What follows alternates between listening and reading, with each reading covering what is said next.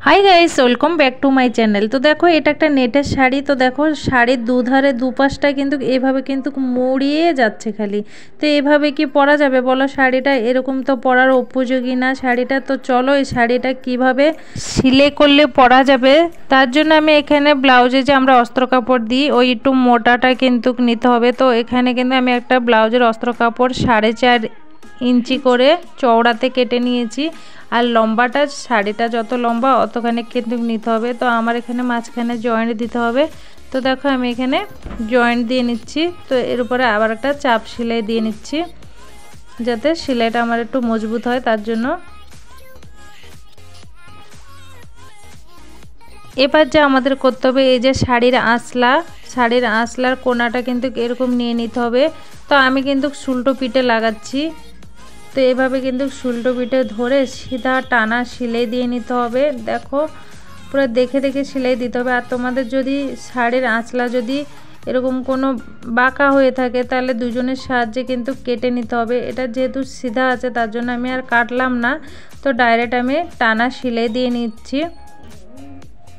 এই শাড়িটাকে কি বাসু শাড়ি বলে না কি? এটা কিন্তু একটা নেটের, দেখো দেখতে পাচ্ছ নেটের মতো, এটা বাসু শাড়ি বলে। আমি কিন্তু সেলাই করলে কি হয়েছে আমি জানি না কোন শাড়িকে কি বলে। যদি কেউ জেনে থাকো এই শাড়ির নাম কি অবশ্যই বলবে। তো এটা একটা কাস্টমারের শাড়ি। তো উনি কিন্তু চজে যাবে বলে এরকম হোয়াইট কালারের পুরো হোয়াইট কালারে অর্ডার করেছে। তো শাড়িটা নাকি এরকম পড়েছে, খুলে দেখে যে এরকম আছে। তো এটা নাকি ক্যান্সেলও হবে না। তো শাড়িটা উনি কি করবে আমার কাছে এনে বললো দেখো শাড়িটা এরকম অবস্থা হয়েছে, কিভাবে কি সেলাই করলে পরা যাবে একটু করে দাও।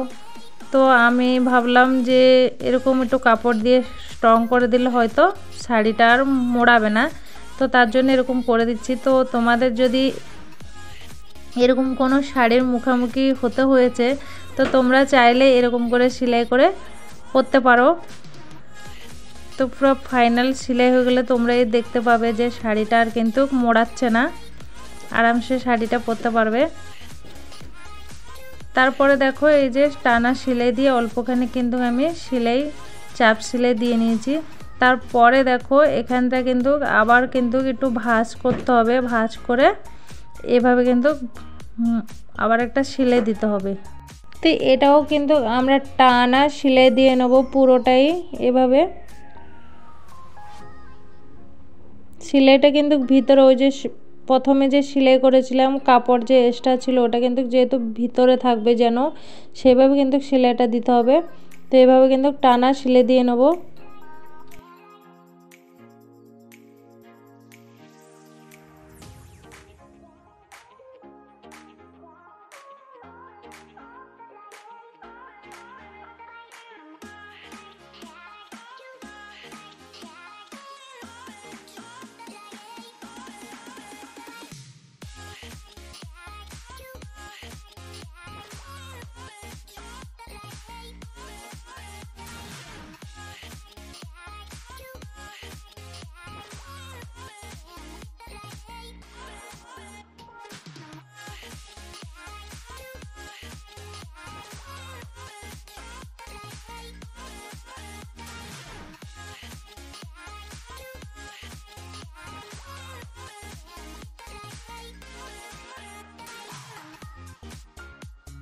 এই যে টানা সেলাই দেওয়ার পরে এবার যে সেলাইটা কি করতে হবে দেখো, এই যে দেখো এবার কি করতে হবে আমাদের উল্টো পিঠে কিন্তু এভাবে মুড়িয়ে তারপরে কিন্তু কাপড়টা উপরে রেখে সেলাই দিতে হবে।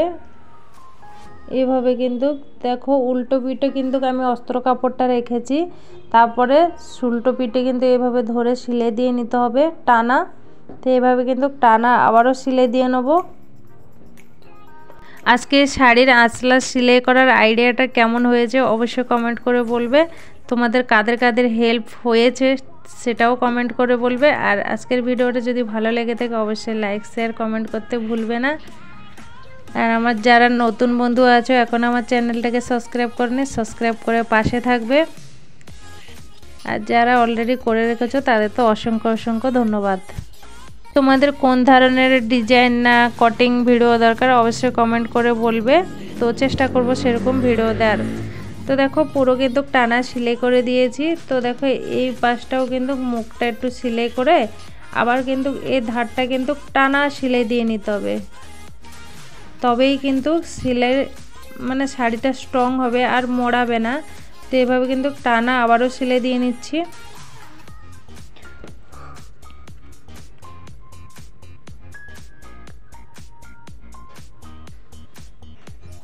আজকে শাড়ির আঁচলার আইডিয়াটা কেমন লেগেছে অবশ্যই কমেন্ট করে বলবে, ঠিক আছে। তো দেখো এখানে কিন্তু আমার সরে গেছে, এবার কাটে নিয়েছি। তো চলো তোমাদেরকে ফাইনাল লুকটা দেখাচ্ছি কেমন হয়েছে।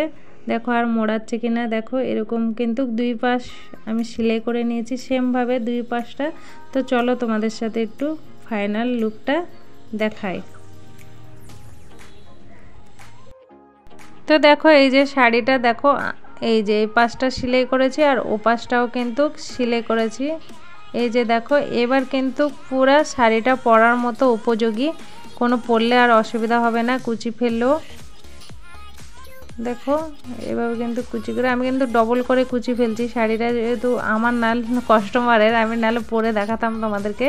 তো দেখো এরকম কিন্তু পুরো স্ট্রং হয়ে গেছে আর কিন্তু মোড়াচ্ছে না। আজকের ভিডিওটা দেখে যদি তোমাদের কিছুটাও হেল্প হয়ে থাকে তাহলে অবশ্যই কমেন্ট করে বলবে, আর পুরো ভিডিওর সাথে থাকার জন্য অনেক অনেক ধন্যবাদ। টাটা।